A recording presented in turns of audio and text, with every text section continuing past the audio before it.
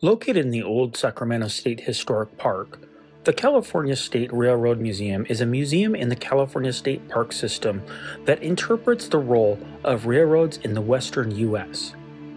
The location is on the waterfront, surrounded by shops and the Sacramento History Museum. I hope you find this video entertaining and informative.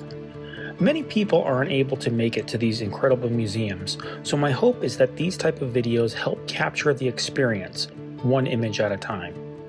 If you do enjoy this type of content, please like and subscribe. Now, let's get into the video. The California State Railroad Museum opened in 1976 and is world-renowned. The 225,000 square foot facility documenting the immense impact of railroads in the California and in the West, featuring restored locomotives dating from 1862 to 1944, including the Central Pacific Railroad No. 1 Governor Stanford.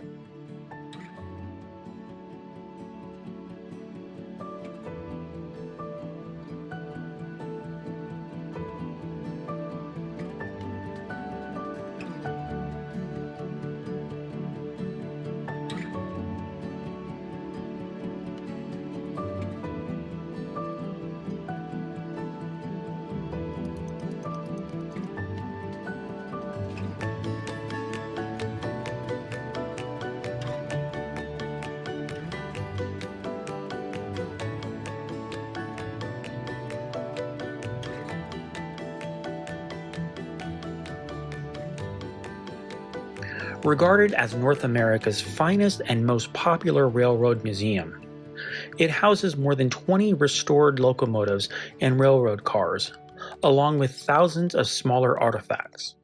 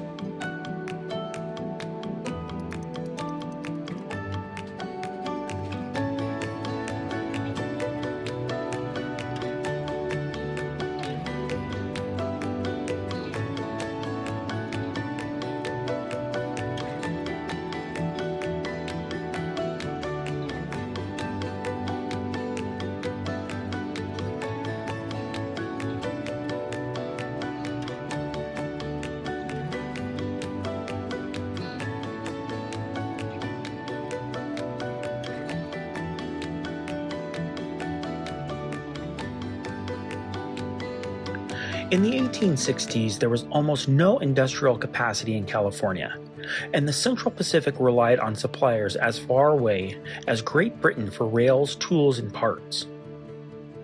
Although abundant natural resources were close by, the railroad still required great quantities of iron, steel, machinery, tools, and manufactured goods. Those materials came from the East Coast and Europe to San Francisco and then to Sacramento. From there, construction trains, wagons brought the supplies to constantly shifting construction sites for use. Building the Transcontinental Railroad is a story of skilled engineering and daring construction, but it also is an amazing demonstration of logistics, coordination, and the global marketplace that the United States was already a part of.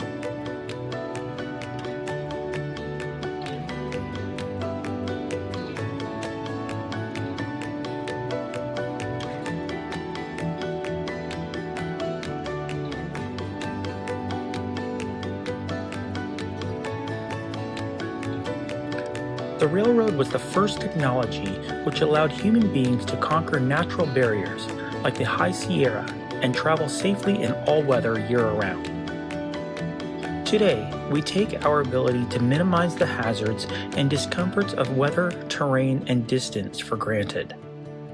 But for the 19th century Americans, nature presented limitations which made life and commerce difficult.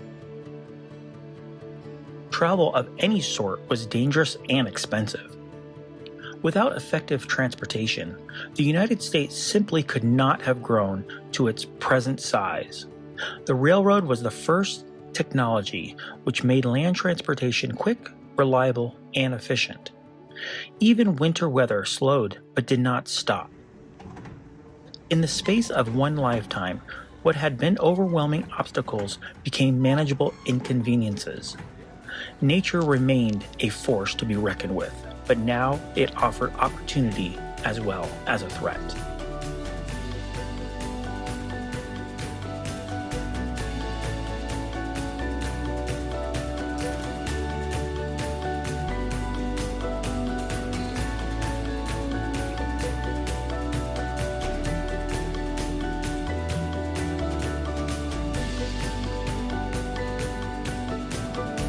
The 10-Mile Day. Near Promontory, Utah, a sign once stood marking April 28, 1869, when the Central Pacific laid 10 miles of track in one day. Union Pacific Vice President Thomas Durant had wagered Charles Crocker that the CP could not outdo the UP's one-day record of 7 miles. Crocker took that bet. A select crew of Chinese and Irish set to work, directed by construction boss James Strabridge. They labored throughout the grueling 12-hour day, refusing to yield to a relief crew standing by. Working with military precision, when the men stopped work, over 10 miles of new track lay in place. The record set that day still stands.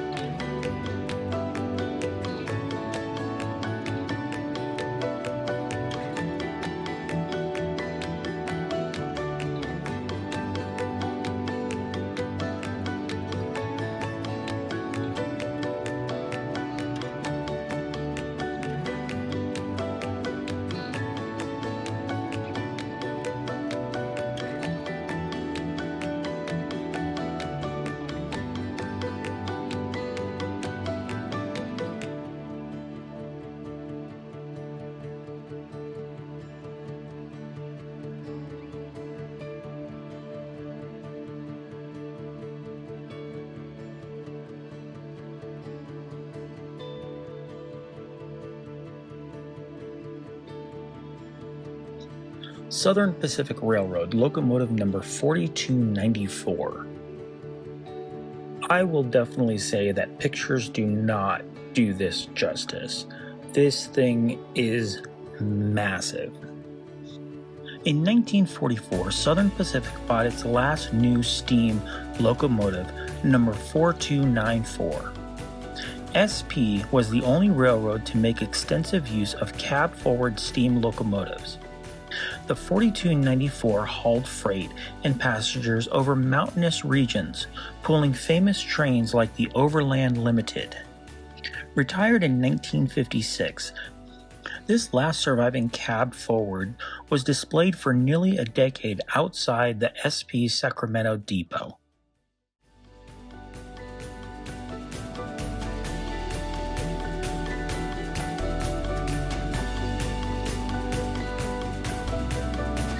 Railroads cooled their cars to keep food from spoiling on the train. They did this by putting ice into the train cars like this one. At first, workers cut ice from frozen ponds in the Sierra and shipped it to rail yards. When California started shipping more produce, companies began making artificial ice.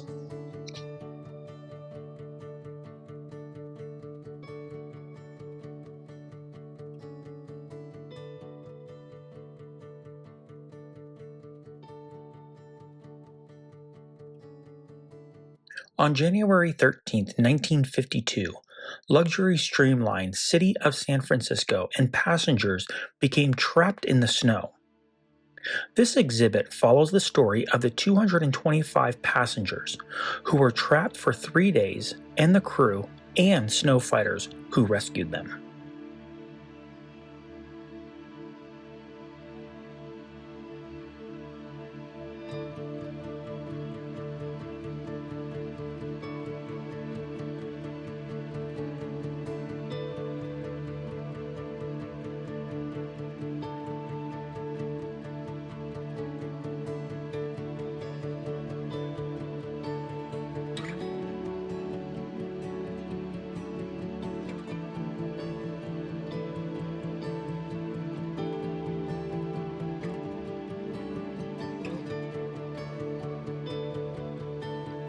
Cooking abroad a dining car had its challenges. The space was cramped, the kitchen hot, the work hard, and the hours long. Being jolted onto a fellow chef, inadvertently grabbing a hot pan, or the occasional slip of a knife were inevitable. Yet, the output of the kitchen was incredible. Each railroad had a signature selections: Southern Pacific's bottomless salad bowl, Northern Pacific's big baked potato, and Fred Harvey's service on the Santa Fe featuring fresh mountain trout caught in the same day. Provisions such as fresh produce and fish were picked up daily along the route.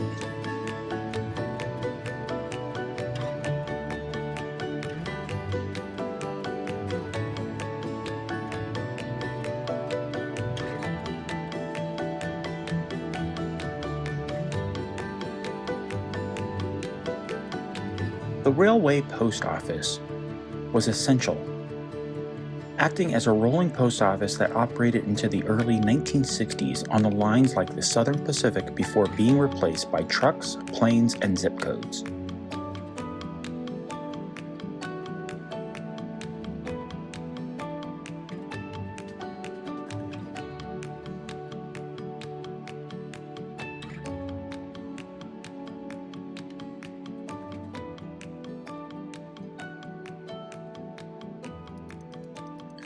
Railroad models have been around since the beginning of the 19th century.